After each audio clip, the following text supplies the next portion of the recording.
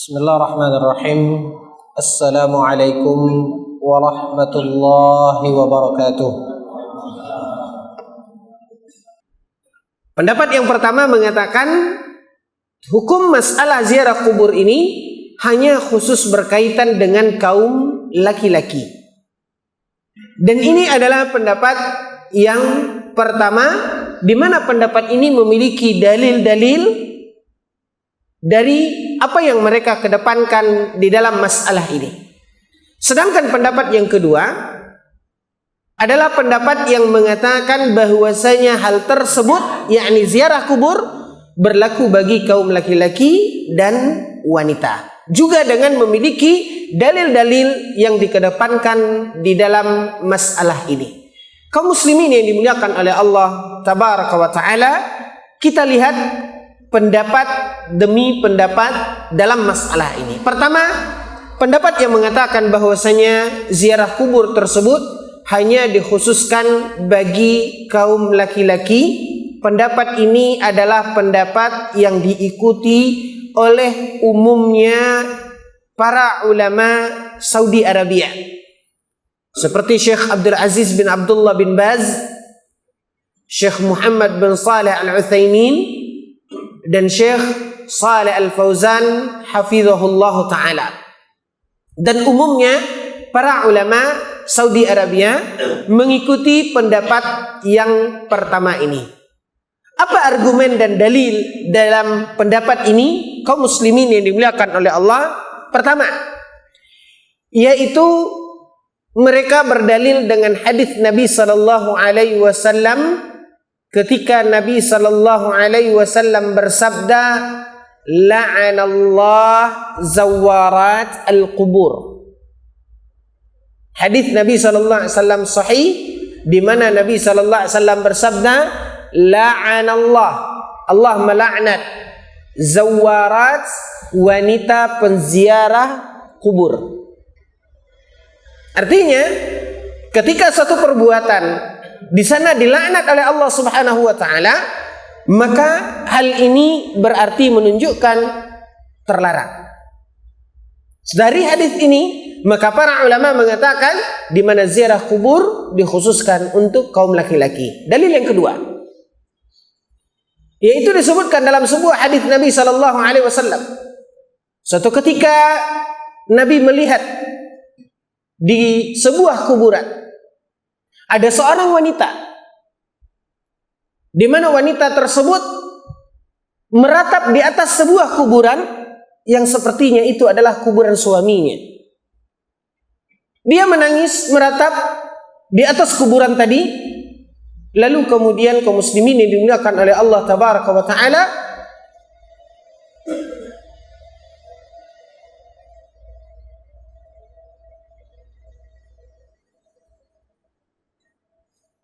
ya, ada pengumuman Honda Brio DK741 FM, mohon digeser karena ada mobil yang akan keluar. Merangkap. Baik kaum muslimin yang dimuliakan oleh Allah. Disebutkan dalam hadis tersebut, ketika Nabi melihat seorang wanita meratap di atas sebuah kuburan, lalu Nabi SAW mendengarnya, menegurnya. Nabi SAW menyuruh wanita ini pulang. Dilarang oleh Nabi SAW, ditegur oleh Nabi, lalu kemudian disuruh pulang oleh Nabi SAW, dan hadis ini hadis yang sahih. Dalil yang ketiga, yaitu dalil melihat di mana kaum wanita cenderung memiliki kelemahan, sehingga dari sisi lemahnya wanita tersebut sering terjadi hal-hal yang melanggar syariat dalam prosesi baik mengantarkan jenazah ke kuburan ataupun berziarah kubur. Tidak sedikit seorang wanita yang pingsan di kuburan, tidak sedikit wanita yang meratap di kuburan. Nah, saddan lidzari'ah, untuk menghalangi jangan sampai ini terjadi, antisipasi daripada kesalahan ini, makanya kaum wanita tidak disyariatkan untuk berziarah kubur. Masih banyak dalil-dalil yang lain, tapi cukup 3 untuk mendekatkan pemahaman kepada kita. Pendapat yang kedua, pendapat yang mengatakan bahwasanya ziarah kubur disyariatkan bagi kaum laki-laki sebagaimana juga disyariatkan bagi kaum wanita. Melihat bahwasanya Rasulullah SAW menyebutkan manfaat dari ziarah kubur. Kata Rasulullah SAW, ala fazhuruha fa innaha tudzakirukumul akhirah. Maka ziarahilah kubur, karena sesungguhnya berziarah kubur itu akan mengingatkan seseorang kepada kematian. Mengingat kematian adalah sesuatu yang bermanfaat dalam kehidupan seorang mukmin, dan manfaat ini dibutuhkan bukan hanya oleh kaum laki-laki saja. Manfaat untuk mengingat akhirat dibutuhkan baik oleh kaum laki-laki, begitu juga oleh kaum wanita. Maka sebagian ulama berpendapat bahwasanya kaum wanita pun disyariatkan untuk berziarah kubur, dan pendapat ini adalah pendapat yang dipilih oleh Syekh Muhammad bin Nasiruddin Al-Albani rahimahullah ta'ala, sebagaimana yang terdapat di dalam kitab beliau Ahkam Al-Janaiz. Lalu bagaimana, ikhwatal iman, dengan dalil-dalil yang tadi dikedepankan oleh pendapat yang pertama? Dan inilah alasannya, seperti tadi saya katakan bahwasanya pendapat yang pertama adalah pendapat yang diikuti oleh umumnya ulama Saudi. Makanya kalau kita pergi ke Mekah, Madinah, ya, ketika dibukanya pintu perkuburan Baqi' bagi kaum muslimin yang ingin berziarah, kaum wanita tidak diizinkan masuk. Kenapa? Karena para ulama mengikuti pendapat yang pertama. Begitu juga perkuburan di kota Mekah, Ma'la dan yang lainnya, kaum wanita yang ingin berziarah hanya melihat dari luar. Dan kenapa juga kemudian di Masjid Nabi Sallallahu Alaihi Wasallam bagi orang yang ingin berziarah ke kuburan Nabi Sallallahu Alaihi Wasallam yang masuk dari Babus Salam, dari pintu sebelah kanan jika kita melihat ke kiblat di Masjid Nabi, tidak dibenarkan dan tidak diizinkan kaum wanita melewati hal tersebut, tempat tersebut. Kenapa? Bukan hanya karena tempat itu adalah tempat salatnya kaum laki-laki, tidak. Tetapi karena memang rata-rata pemerintah Saudi Arabia mereka mengatakan ziarah kubur hanya berlaku bagi kaum laki-laki, bukan bagi kaum wanita. Inilah alasannya, sehingga menghilangkan tanda tanya mungkin yang selama ini mengganjal di kita. Kenapa kaum wanita tidak boleh? Inilah sebabnya. Kembali kita kepada pokok bahasan kita.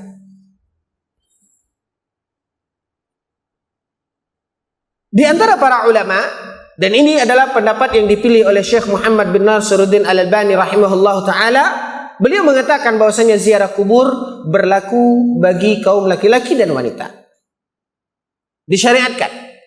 Lalu bagaimana dengan dalil? Di mana di dalam dalil tersebut dikatakan hadis sahih, la'anallah zawarat al-qubur. Sesungguhnya Allah melaknat wanita penziarah kubur. Maka Syekh Albani rahimahullah ta'ala mengatakan hadis ini sahih. Hanya saja kata beliau, di dalam lafaz hadis ini Nabi SAW mengatakan yang dilaknat oleh Allah adalah zawarat. Datang dalam bentuk sighat al-mubalaghah dalam kaidah bahasa Arab, yang artinya bersangatan, keseringan. Maka hadis ini adalah hadis yang melarang kebiasaan seorang wanita, di mana seorang wanita ketika wafat suaminya, wafat orang yang sangat dia cintai, maka dia selalu dalam sebuah ungkapan kaum wanita selalu dikatakan ketika suaminya meninggal 3 bulan itu setiap hari ke kuburan. Nah, inilah kaum wanita. Maka Nabi SAW mengatakan la'anallah zawarat al-qubur. Allah melaknat wanita yang sering, artinya merutinkan seperti ini. Maka maksudnya ketika seorang wanita berziarah bukan dalam bentuk yang sering, dalam batas yang masih sewajarnya, maka hal itu tidak termasuk kepada apa yang dilarang di dalam hadis yang mulia ini. sebagaimana dijelaskan oleh Syekh Albani rahimahullah di dalam kitab Ahkam Al-Janaiz. Dalil yang kedua yang dijadikan dalil oleh sebagian ulama yang berpendapat dalam pendapat yang pertama ini, dijawab oleh Syekh Albani rahimahullah ta'ala bahwasanya hadis yang menjelaskan ketika Nabi SAW melihat seorang wanita yang meratap di kuburan, lalu kemudian ditegur oleh Nabi SAW dan Nabi menyuruh wanita itu pulang. Hadis ini dijadikan dalil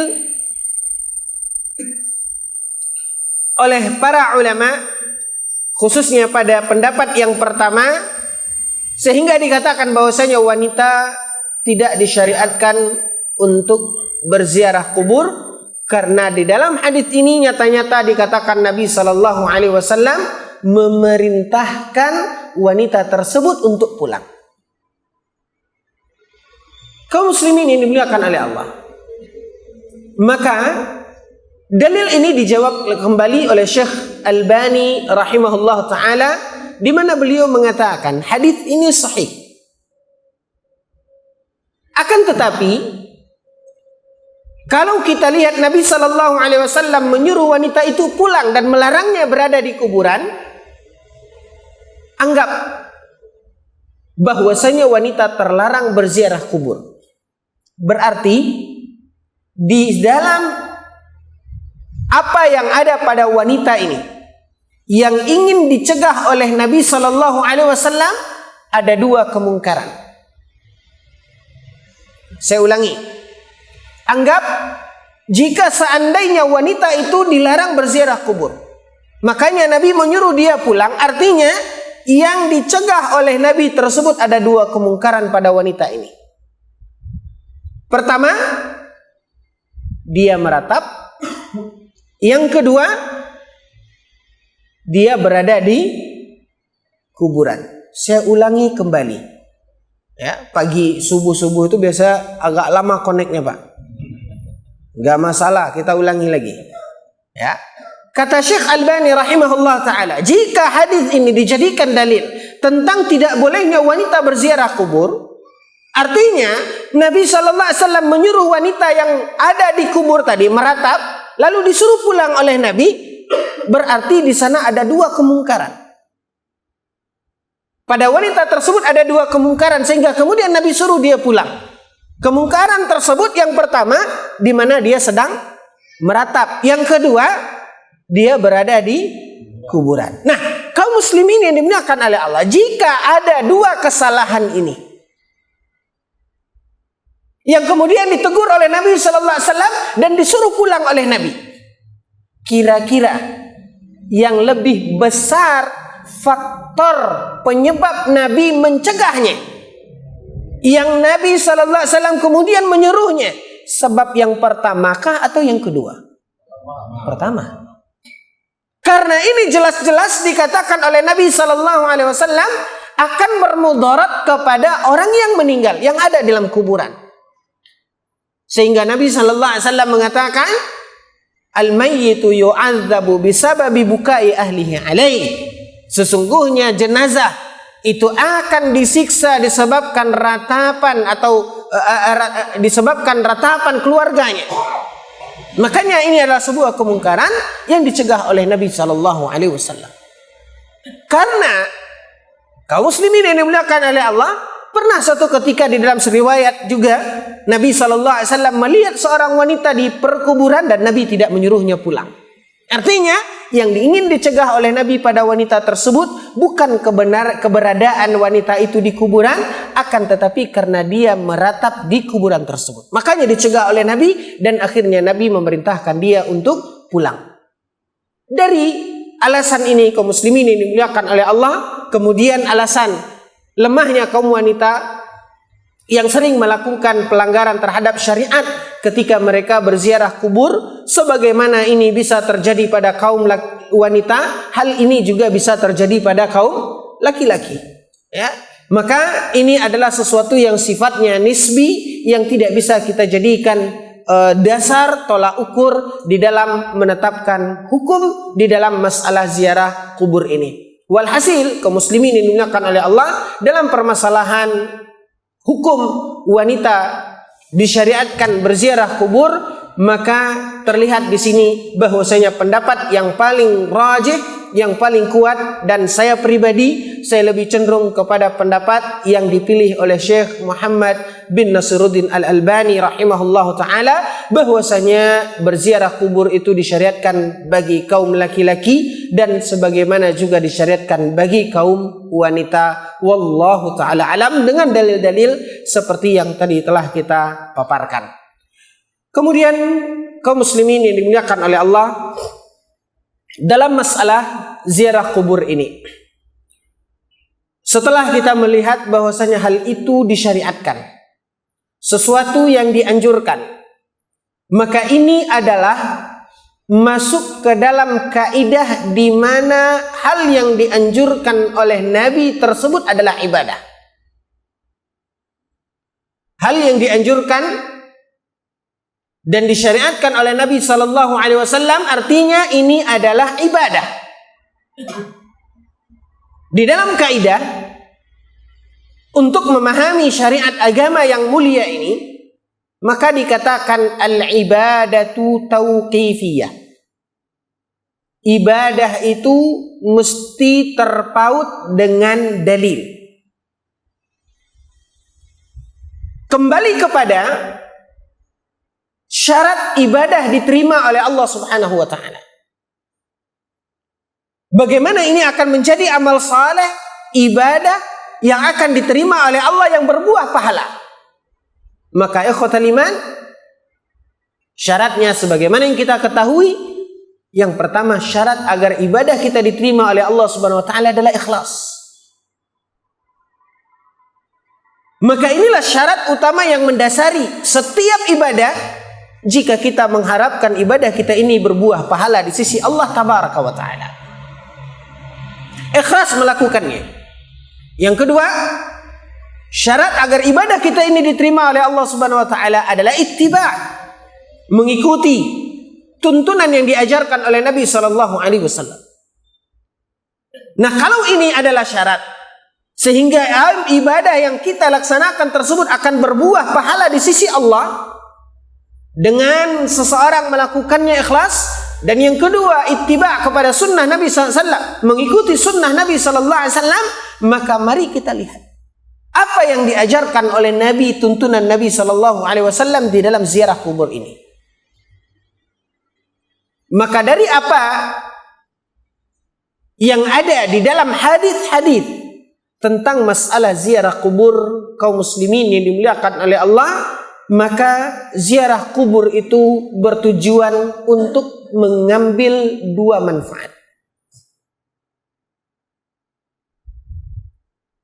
Kalau kita lihat tuntunan Rasulullah Sallallahu Alaihi Wasallam, apa yang dilakukan dan dicontohkan oleh Nabi Sallallahu Alaihi Wasallam ketika Nabi berziarah kubur, maka semua dalil-dalil dan riwayat tersebut terangkum dalam dua faedah ziarah kubur.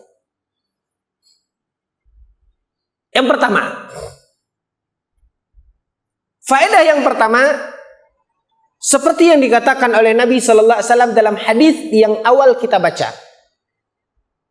Tujuan pertama dari ziarah kubur itu adalah tudzakirukumul akhirah, mengingatkan kita kepada kematian.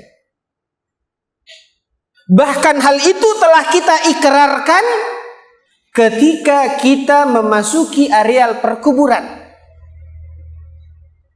Waktu kita disyariatkan untuk mengucapkan salam, assalamu alaikum ya ahlad diyar minal mu'minina wal mu'minat wa inna insyaallah bikum lahiqun. Keselamatan atas kalian wahai penghuni pemakaman ini.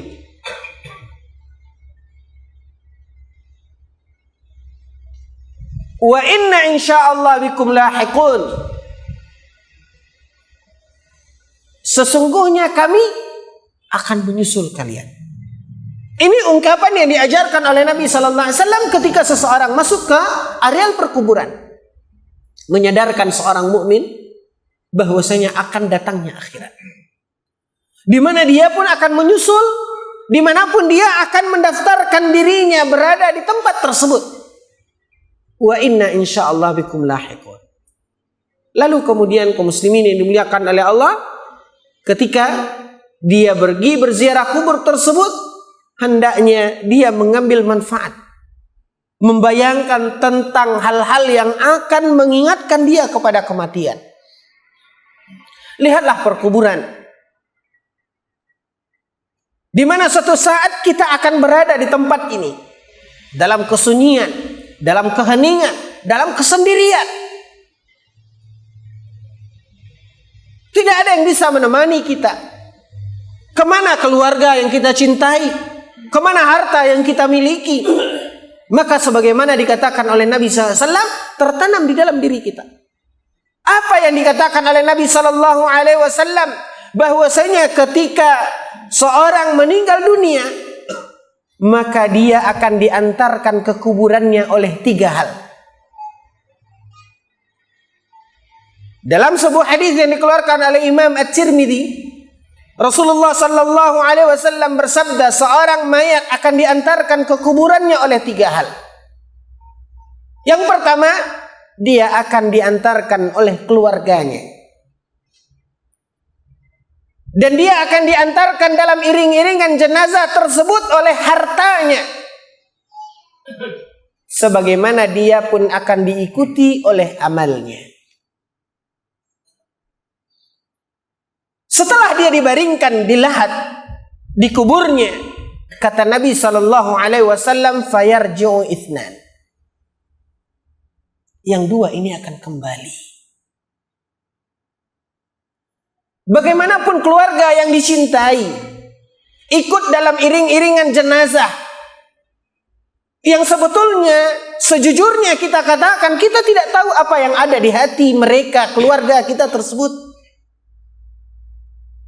Hati milik masing-masing. Memang di antara mereka ketika dalam iringan jenazah tersebut menangis, meneteskan air mata. Tahu tidak kita apa yang ada di hatinya? Bermacam-macam. Bisa saja dia berharap cepatlah selesai proses pemakaman ini biar cepat pembagian. Kita tidak tahu, Pak. Walaupun dia ikut dalam iring jenazah tadi. Kemudian dalam iringan jenazah itu seorang akan diantar oleh hartanya. Kita punya Masya Allah mewah mobil, ya.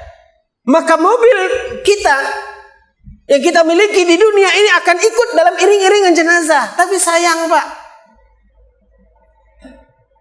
mobil yang kita beli dengan usaha kita sendiri, banting tulang, peras keringat, sehingga mendapatkan kendaraan impian kita.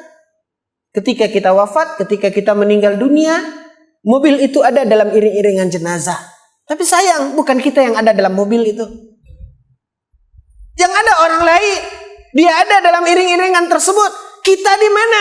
Kita di ambulan, Pak. Itu pun masih cari yang gratis. Ini realita. Walaupun demikian, kaum muslimin yang dimuliakan oleh Allah, sesampainya di kuburan dan kita dibaringkan, fayarji'u itsnan, yang 2 ini akan kembali. Orang yang selama ini mengatakan cinta sehidup semati akan kembali. Fayarji'u itsnan wa yabqa wahid. Yang tinggal hanya 1 untuk menemani kita.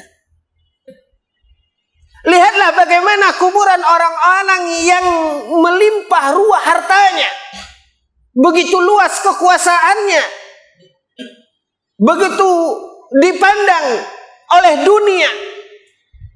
Tapi ketika dia meninggal dunia, dia tidak lagi memiliki dan membawa apa-apa. Hilanglah status kerajaannya, hilanglah status jutawan,nya, hilanglah status kekuasaannya, kecuali hanya gundukan tanah.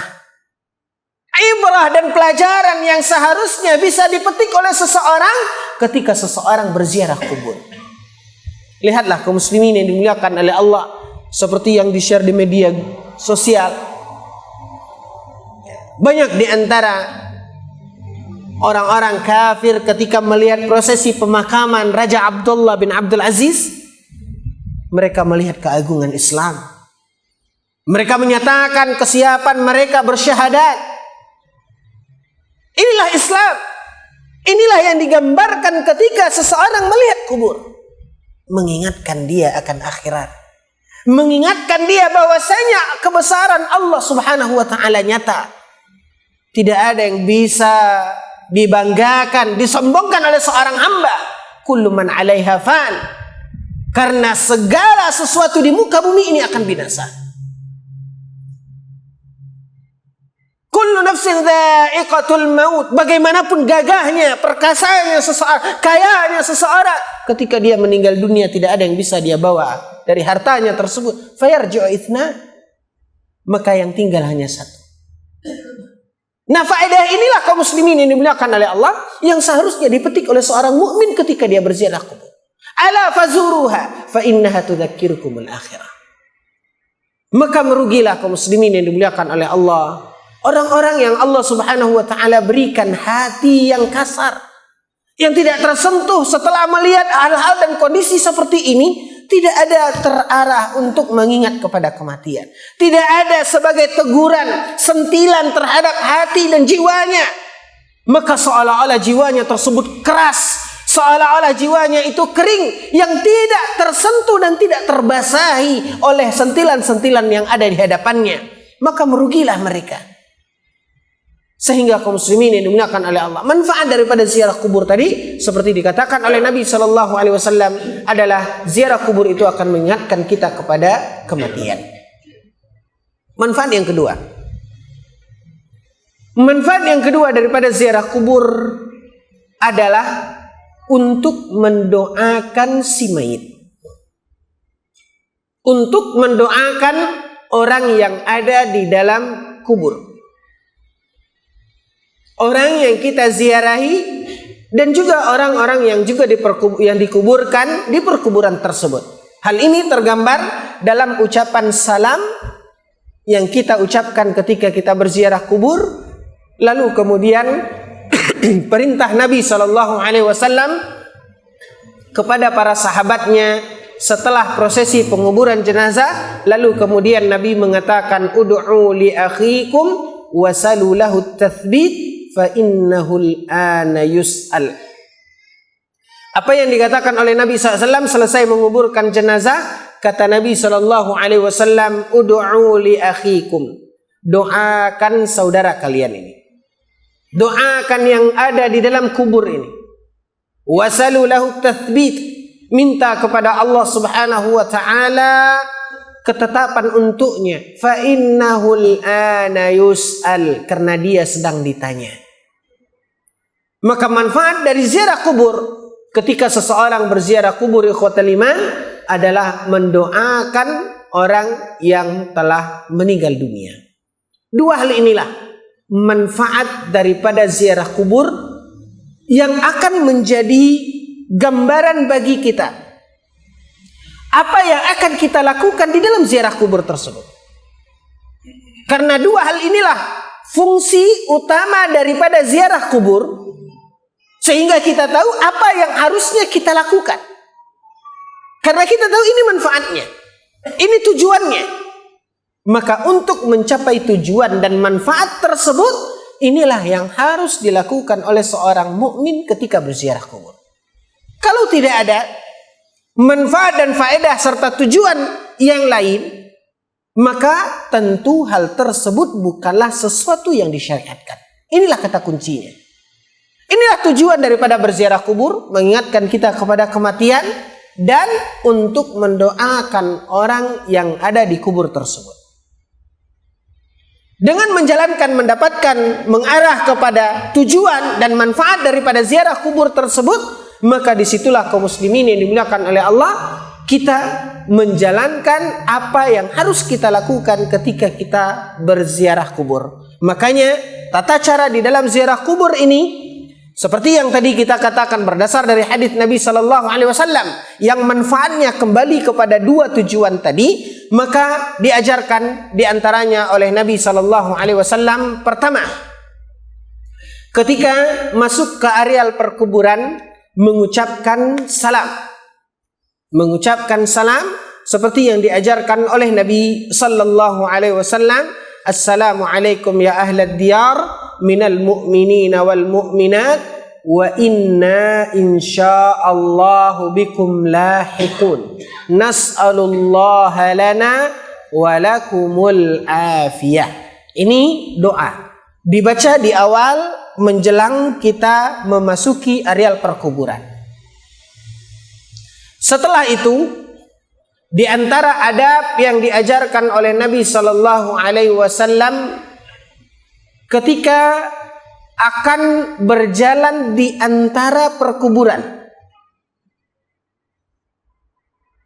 kita bisa lihat tempat perkuburan atau pemakaman diawali dengan ada pintunya, ada gerbangnya, kita masuk. Nah, kita akan menuju ke satu pojok dari areal perkuburan tersebut, yang artinya kita akan melewati di antara perkuburan ini.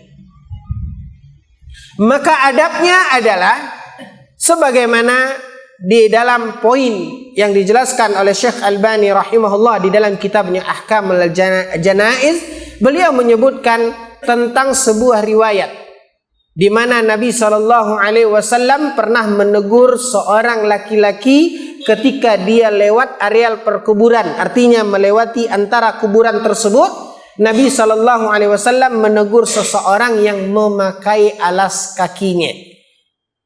Ya sahibai sibtain alqi sibtaik. Kata Nabi Shallallahu Alaihi Wasallam, wahai orang yang pakai sendal, ya, tanggalkan sendalmu. Lalu setelah dia melihat ternyata yang menegur itu adalah Nabi Sallallahu Alaihi Wasallam, maka kemudian dia lepaskan sendalnya.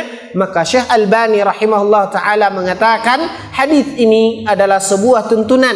Jika kita ingin melewati di antara perkuburan, maka lepaskanlah alas kaki kita berdasarkan hadis tersebut. Wallahu taala alam. Kemudian ketika kita pergi berziarah kubur ini, kaum muslimin yang dimuliakan oleh Allah, ketika kita pergi berziarah kubur ini, maka hendaklah ya kita menjaga hal-hal yang dilarang oleh Nabi Sallallahu Alaihi Wasallam ketika kita berada di kuburan tersebut. Di antara yang dilarang oleh Nabi Sallallahu Alaihi Wasallam, kata Nabi Sallallahu Alaihi Wasallam, disebutkan oleh para sahabat yang meriwayatkan hadis ini, mereka menyebutkan naha Rasulullah sallallahu alaihi wasallam an yujassisal qabra wa an yuq'ada alaih. Ya, di antara yang dilarang oleh Nabi sallallahu alaihi wasallam yaitu duduk di atas kuburan. Ini kuburan, lalu kemudian kita duduk di atasnya. Ini tidak boleh. Bahkan termasuk dalam rangkuman apa yang dilarang oleh Nabi Sallallahu Alaihi Wasallam. Kemudian dilarang untuk melangkahinya. Ini juga ada dalil, ada hadis Nabi Sallallahu Alaihi Wasallam ya, yang menyebutkan bahwasanya hal itu termasuk hal yang dicegah dan dilarang oleh Nabi Sallallahu Alaihi Wasallam. Kemudian kaum muslimin yang dimuliakan oleh Allah, kembali kepada masalah tujuan tadi. Kita ingin mengingat kematian, maka tidak masalah seseorang bertafakkur.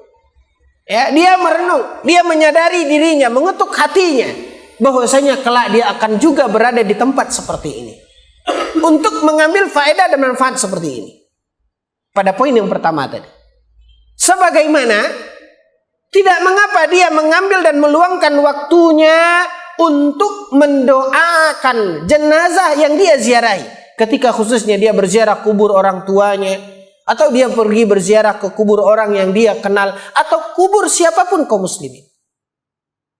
Maka untuk mencapai tujuan tadi, tidak mengapa dia mengambil dan meluangkan waktunya berdoa kepada Allah Subhanahu wa ta'ala untuk orang yang ada dalam kubur. Sebagaimana yang diajarkan oleh Nabi SAW dalam hadis yang tadi kita bacakan. Hanya saja kaum muslimin yang dimuliakan oleh Allah Tabaraka wa Ta'ala, di dalam masalah ini tetap dalam koridor doa yang disyariatkan. Apa yang kita maksudkan? Pada umumnya, ketika orang-orang mendoakan jenazah di kuburan, ya, ada beberapa etika dalam koridor doa yang dilanggar. Pertama, ketika berdoa di kubur tersebut sama dengan ketika kita berdoa bermunajat kepada Allah Subhanahu wa Ta'ala pada kesempatan yang lain, di mana di dalam berdoa tersebut ada adab dan tuntunan yang telah diajarkan oleh Nabi Sallallahu Alaihi Wasallam. Di antaranya ikhwatal iman, kaum muslimin yang dimuliakan oleh Allah, yaitu berdoa dilakukan sendiri-sendiri. Adapun kebiasaan yang ada di sebagian masyarakat ketika berdoa di kuburan tersebut dengan berjamaah, maka hal ini tidak pernah dicontohkan dan dilakukan oleh Nabi Sallallahu Alaihi Wasallam, sebagaimana yang ditegaskan oleh Syekh Albani rahimahullah di dalam kitabnya Ahkamul Janaiz. Bahkan kalau kita lihat hadis yang menyebutkan tentang mendoakan jenazah di kubur tersebut, ini adalah hadis yang juga menegaskan bahwasanya doa itu dilakukan sendiri-sendiri. Kenapa saya katakan demikian? Balik kita kepada hadis yang tadi. Waktu Nabi sallallahu alaihi wasallam mengatakan, "Ud'u li akhikum wasalu lahu at-tathbit fa innahu al-ana yus'al." Ketika Nabi menguburkan jenazah, selesai proses penguburan jenazah, lalu Nabi mengatakan, doakan saudara kita ini. Minta kepada Allah Subhanahu wa Ta'ala agar Allah berikan keteguhan untuknya, karena sebentar lagi dia akan ditanya. Tadi kita mengambil faedah dari hadis ini. Hadis ini menunjukkan tuntunan Nabi Sallallahu Alaihi Wasallam agar kita mendoakan jenazah yang dikubur. Pelajaran yang kedua kaum muslimin dari hadis ini menunjukkan bahwasanya doa itu dilakukan sendiri-sendiri. Kenapa saya katakan demikian? Karena jika seandainya doa itu dilakukan berjamaah, maka tidak perlu Nabi mengatakan perkataan yang panjang itu. Tinggal Nabi langsung alhamdulillahirabbil alamin wassalatu wassalamu. Pasti yang lain, Pak. Kenapa Nabi SAW mengatakan doakan saudara kalian ini? Minta kepada Allah, inilah misi doa kita. Karena sebentar lagi dia akan ditanya. Ini artinya apa? Masing-masing kita mendoakan. Subhanallah. Yang kedua, kaum muslimin yang dimuliakan oleh Allah, adab di dalam berdoa tersebut. Ya. Adab di dalam masalah berdoa, maka dianjurkan di dalam berdoa ini menghadap ke kiblat, bukan menghadap ke kuburan. Artinya ketika ini kuburan, anggap meja ini adalah kuburan, maka bagi bapak yang berada di sana menghadap ke kiblat, berdoa dan kuburan ada di hadapannya tidak masalah. Tapi jika posisinya di saya, ketika akan berdoa bukan menghadap ke kuburan, tapi hendaknya menghadap ke kiblat. Ini adab. Nah, poin ini kaum muslimin yang dimuliakan oleh Allah sebetulnya memunculkan masalah yang lain. Poin yang kita katakan berdoa menghadap ke kiblat ini memunculkan polemik yang lain. Apa masalah yang ingin saya sebutkan ini? Yaitu kalau kita katakan berdoa dianjurkan untuk menghadap ke kiblat. Sepakat kita? Adab dalam berdoa adalah dianjurkan menghadap ke kiblat. Baik. Ketika kita masuk masjid, Bapak masuk dari pojok sana. Ketika akan masuk masjid, apakah kita berdoa membaca doa sebelum masuk masjid? Baca kan?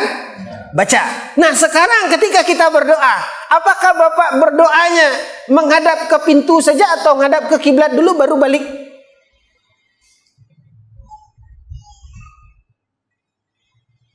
Atau ketika kita berwudu, selesai berwudu, ada doa kan setelah berwudu? Haruskah kita menghadap ke kiblat ketika berdoa ini? Bagaimana kalau kita ingin buang hajat? Kita masuk ke kamar mandi. Haruskah kita menghadap ke kiblat dulu? Allahumma inni a'udzubika minal khubuthi wal khaba'ith, atau seperti apa? Maka ini kaum muslimin yang dimuliakan oleh Allah adalah sebuah faedah yang insya Allah nanti akan kita sampaikan walau tidak masuk dalam materi. Insya Allah ini akan kita sampaikan, yaitu kaidah di dalam membedakan dalam berdoa ini. Ya, kapan doa-doa memang di antara kita berdoa kita dianjurkan untuk menghadap ke kiblat. Nah, salah satunya adalah doa ini. Ya, nanti insya Allah permasalahan itu akan terjawab dalam sebuah pembahasan tentang masalah doa. Kapan kita disyariatkan untuk menghadap ke kiblat? Kapan kita berdoa itu menengadahkan tangan? Ya, kapan kita berdoa tidak menengadahkan tangan? Atau haruskah kita sebelum buang hajat kemudian kita Allahumma inni a'udzubika minal khubuthi? Nah, apa yang membedakan mengangkat tangan dengan tidak mengangkat tangan? Apa yang membedakan menghadap kiblat dengan tidak menghadap kiblat? Ini kita tunda dulu pembahasannya. Kembali kita kepada permasalahan ziarah kubur ini. Maka di dalam ziarah kubur, berdoa, mendoakan orang yang ada dalam kuburan ini termasuk doa yang dianjurkan kita untuk menghadap ke kiblat, bukan menghadap ke kuburan. Lalu kemudian kaum muslimin yang dimuliakan oleh Allah, kita mendoakan orang yang ada dalam kubur ini, dan juga tidak mengapa disertakan kebaikan-kebaikan yang lain di dalam doa tersebut. Nah, adapun ritual-ritual yang biasa dilakukan selama tidak diajarkan oleh Nabi SAW, maka hal tersebut bukanlah hal yang disyariatkan. Ingat tujuan kata kuncinya, ya. Kata kuncinya di dalam ziarah kubur, tujuan daripada ziarah kubur tadi hanya dua. Yang pertama, mengingatkan kita kepada kematian. Yang kedua, mendoakan orang yang ada di dalam kubur. Karena inilah hal yang akan memberikan manfaat pada orang yang ada di dalam kubur. Sedangkan hal-hal yang lain, kaum muslimin yang dimuliakan oleh Allah, seperti selalu saya ungkapkan dalam pembahasan-pembahasan seperti ini, yaitu ketika apa yang dilakukan oleh sebagian orang berziarah kubur, ya, di mana dibawa air yang sudah bercampur kembang, ya, dibawa ke kuburan, lalu kemudian dituang di kubur. Apakah ini memberikan manfaat? Apakah ini akan mendatangkan manfaat buat orang yang dikubur? Yang sebetulnya ini juga adalah satu hal yang akan kita ungkap di dalam pembahasan kado terindah buat mereka yang telah tiada. Apa yang sampai dan bermanfaat buat mereka yang telah tiada ini? Nah sekarang, apakah hal itu bermanfaat bagi mereka? Selalu saya katakan, kaum muslimin yang dimuliakan oleh Allah, ketika kita berziarah kubur, kita bawa air tersebut yang dicampur kembang. Sementara kubur yang kita ziarahi itu adalah kubur orang tua kita. Maka saya selalu katakan, kita adalah anak yang pelit. Kalau memang air yang kita bawa itu bermanfaat untuk orang tua kita dalam kuburan, berarti kita anak yang pelit, bakhil. Kenapa? Kalau memang itu bermanfaat untuk orang tua kita, kok nanggung cuma bawanya satu cerek? Sewa sekalian tangki air. Kalau memang itu bermanfaat, kan begitu Pak? Nah di sini kaum muslimin yang dimuliakan oleh Allah, tuntunan yang diajarkan oleh Nabi SAW. Sebagaimana juga tidak ada tuntunan di dalam membaca zikir-zikir tertentu, membaca Al-Quran di dalam ziarah kubur, karena ini di luar daripada apa yang akan mendatangkan manfaat baik bagi orang yang berziarah ataupun orang yang diziarahi. Wallahu ta'ala alam. Inilah kaum muslimin yang dimuliakan oleh Allah, sekilas tentang masalah ziarah kubur yang bisa kita lihat dalam pembahasan-pembahasan, dan diantaranya apa yang dibahas oleh Syekh Albani rahimahullah di dalam kitab Ahkamul Janaiz yang sudah diterjemahkan ke dalam bahasa Indonesia, memuat tuntunan dalam tata cara penyelenggaraan jenazah sampai kepada masalah ziarah kubur dan kepada masalah takziah. Semuanya dikupas dan dibahas oleh Syekh Albani rahimahullah yang layak untuk kita jadikan rujukan. Wallahu taala alam wa sallallahu ala nabiyina Muhammad wa ala alihi washabbihi wasallim walhamdulillahirabbil alamin. Mungkin sebelum kita akhiri ada satu atau dua pertanyaan, silahkan.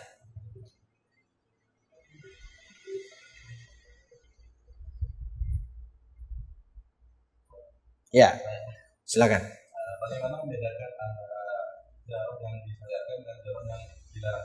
Baik. Melihat dari ziarah yang dilakukan oleh kaum muslimin, dari ziarah yang dilakukan oleh kaum muslimin, maka ada 3 bentuk ziarah. Yang ditanya 2 apa? Saya jawab 3. Ya, bonus 1. Dari apa yang dilakukan oleh manusia dalam ziarah kubur ini ada 3 bentuknya. Ada ziarah syirkiyah, ada ziarah bid'ah, dan ada ziarah sunnah dalam ziarah kubur. Maka 3 poin ini dikelompokkan secara hukumnya menjadi 2 bagian. Ini yang disyariatkan, ini yang dilarang. Ini yang sesuai dengan syariat, ini yang dilarang. Apakah dia dilarang karena di sana terdapat bid'ah, dan apakah dia dilarang karena di dalamnya terdapat syirik? Ini termasuk dilarang. Walhasil kaum muslimin yang dimuliakan oleh Allah, pertanyaannya bagaimana kita membedakannya? Membedakannya adalah melihat kepada tuntunan Rasulullah SAW. Makanya kata kuncinya, seperti di awal kita katakan tadi, bahwasanya ziarah kubur itu adalah ibadah. Maka kembali kepada syarat ibadah diterima oleh Allah Subhanahu wa taala. Yang pertama ikhlas, yang kedua sesuai dengan tuntunan Rasulullah sallallahu alaihi wasallam. Kalau kita melihat apa yang dilakukan oleh orang yang berziarah, tinggal kita pertanyakan, adakah ini dicontohkan dan dilakukan oleh Nabi sallallahu alaihi wasallam? Ataukah ini sesuatu yang dilarang oleh Nabi sallallahu alaihi wasallam? Atau ini adalah sesuatu yang dibuat-buat setelah Nabi sallallahu alaihi wasallam? Jadi ketika poin tersebut menunjukkan bahwasanya ini adalah yang dicontohkan oleh Nabi, berarti dia syar'i. Tetapi kalau ini tidak pernah dilakukan oleh Nabi, berarti dia terlarang. Mungkin saja terlarangnya karena syirik, atau mungkin saja terlarangnya karena bid'ah. Jadi kata kuncinya, barometer kita ya untuk mengukur sesuai syariat tersebut adalah tuntunan Nabi sallallahu alaihi wasallam, adalah contoh yang dilakukan oleh Nabi sallallahu alaihi wasallam. Wallahu taala a'lam. Silakan. Kenyataan yang sering terjadi ketika kita mengantarkan mayit adalah kadang kita diminta untuk memberikan sambutan, Ya. dan sekaligus berdoa. Nah, sama sekali kita tidak menjumpai berdoa masing-masing. Ya. Pak Ustadz tolong doa. Ya. Yang lain tinggal mengaminkan. Kalau tidak ditalkin kan begitu. Nah, ini yang berlaku di masyarakat. Ya. Sebahagian yang orang yang tidak bertalkin, orang dijelaskan, bolehkah mendoakan, yang lain mengaminkan. Baik. Dalam prosesi iring jenazah, ketika kita ikut dalam pelaksanaan jenazah tersebut, perlu kita garis bawahi bahwasanya penyelenggaraan jenazah ini adalah ibadah yang berbuah pahala besar. Kata Nabi sallallahu alaihi wasallam, "Man sya'al janazata hatta yusalli 'alaihi falahu qirat. Wa man sya'al janazata ila an yudfana falahu qiratan." Kata Nabi sallallahu alaihi wasallam, orang yang ikut dalam penyelenggaraan jenazah hingga jenazah disalatkan, maka dia dapat pahala 1 qirat. Dan barang siapa yang ikut dalam penyelenggaraan jenazah hingga jenazah dikuburkan, maka dia akan dapat pahala 2 qirat. Wa qila wa mal qiratan. Para sahabat bertanya, apa itu 2 qirat? Dijawab oleh Nabi sallallahu alaihi wasallam, mithlu jabalainil azimain, yaitu seumpama 2 gunung yang besar. Yang harus kita garis bawahi pertama, kaum muslimin yang dimuliakan oleh Allah, bahwasanya proses penyelenggaraan jenazah termasuk mengantarkan ke kuburan adalah ibadah yang akan berbuah pahala yang besar. Sehingga dengan ini kita akan termotivasi untuk menjalankan syariat ini, untuk ikut, bukan hanya sekedar melepaskan kewajiban kita sebagai seorang hidup atas orang yang meninggal dunia, akan tetapi kita sadari hal itu adalah ladang bagi kita untuk menuai pahala yang besar. Nah, muncul permasalahan, kalau seandainya di dalam prosesi penyelenggaraan tersebut kadang-kadang orang-orang meminta kita memberi kata sambutan.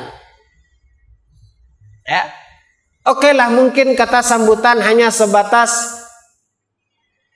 dalam urusan ya basa-basi dunia. Ya, artinya mewakili pihak keluarga jika ada seandainya jenazah ini memiliki hutang piutang, maka keluarga siap untuk mengganti ya kata sambutan. Kata sambutan artinya selama kata sambutan itu tidak mengarah dan tidak bermaksud bertujuan kepada niyahah, ratapan. Karena kadang-kadang kata sambutan ini juga berujung kepada apa? Ratapan. Ya, mengorek-ngorek lagi tentang kebaikan orang yang meninggal dunia ini, sehingga menangislah orang-orang. Kalau tujuan kata sambutan seperti ini adalah sesuatu yang dilarang, bahkan dikategorikan ratapan.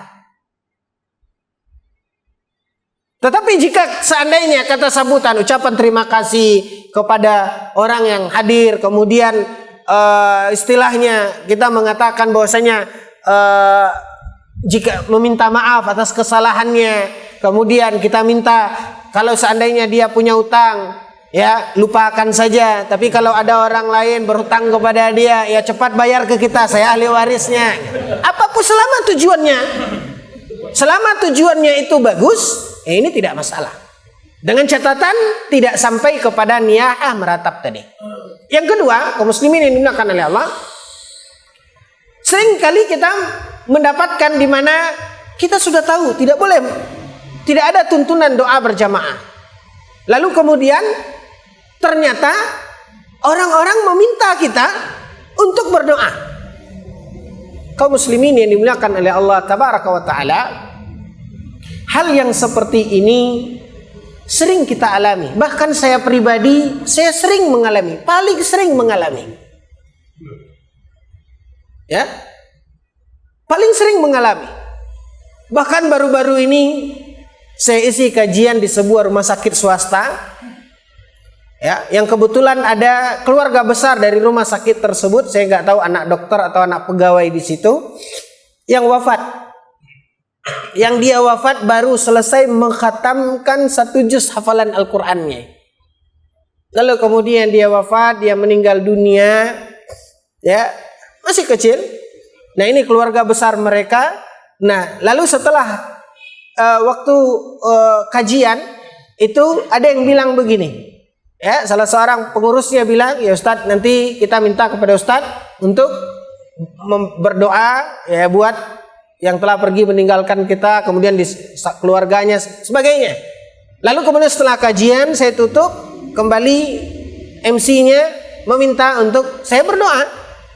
Nah, dalam kondisi ini kaum muslimin yang dimuliakan oleh Allah, ketika memungkinkan bagi kita untuk menjelaskan hal tersebut kepada umat, kepada masyarakat, ya seperti yang saya lakukan dalam acara tersebut, saya katakan ini adalah doa, ya. Lalu saya jelaskan ini secara singkat, ini adalah doa dan ini adalah ibadah, di mana Nabi SAW bukannya kita mengabaikan, tidak mendoakan saudara kita, tidak mendoakan kebaikan untuk kita, tetapi ini adalah ibadah yang tidak ada tuntunannya seperti ini. Yang tidak ada tuntunannya diajarkan oleh Nabi SAW seperti ini, maka saya tidak berani untuk melakukannya. Ya? Maka dengan kita melihat kondisi di mana kita bisa menjelaskan, maka jelaskan. Ini adalah kesempatan. Kalau itu memang. Tapi kalau memang seandainya tidak bisa untuk kita jelaskan, ya, setidaknya kita kembali kepada hadis Nabi Sallallahu Alaihi Wasallam dalam 3 langkah mencegah kemungkaran yang diajarkan oleh Nabi. Kata Nabi, man ra'a minkum munkaran falyughayyirhu biyadi. Kalau itu adalah sesuatu hal yang memang bertentangan dengan sunnah Nabi Sallallahu Alaihi Wasallam, maka cegahlah dengan tangan kita kalau kita mampu. Fa in lam yastati' fa bilisanih. Kalau tidak mampu, cegah dengan lisan kita. Kita menjelaskan, ya, seperti contoh yang tadi saya berikan. Lalu kemudian fa in lam yastati' fa biqalbihi wa dzalika adhaful iman. Kalau tidak bisa, cegahlah dengan hati. Bagaimana mencegah dengan hati? Tidak melakukannya. Kalau kita lakukan, itu bukan mencegah, namanya mengikuti. Dan ingat, mencegah dengan hati, wa dzalika adhaful iman. Itulah selemah-lemah iman. Maka tidak ada di bawah itu. Artinya, bagaimanapun sebuah syariat, suatu sunnah yang kita sudah ketahui bahwasanya hal tersebut bertentangan dengan sunnah, maka tidak ada celah bagi seorang mukmin untuk melakukannya. Harusnya dia cegah dengan tangannya, kalau tidak mampu dengan lisannya, kalau tidak mampu dengan hatinya, yaitu dengan meninggalkannya, tidak melakukannya. Ini yang bisa saya sampaikan. Kaum muslimin yang dimuliakan oleh Allah tabaraka wa taala, mohon maaf atas segala kekhilafan dan kekurangan. Kita akhiri dengan doa kafaratul majlis. Subhanakallahumma bihamdika asyhadu an la ilaha illa anta astaghfiruka wa atubu ilaik. Wassalamualaikum warahmatullahi wabarakatuh.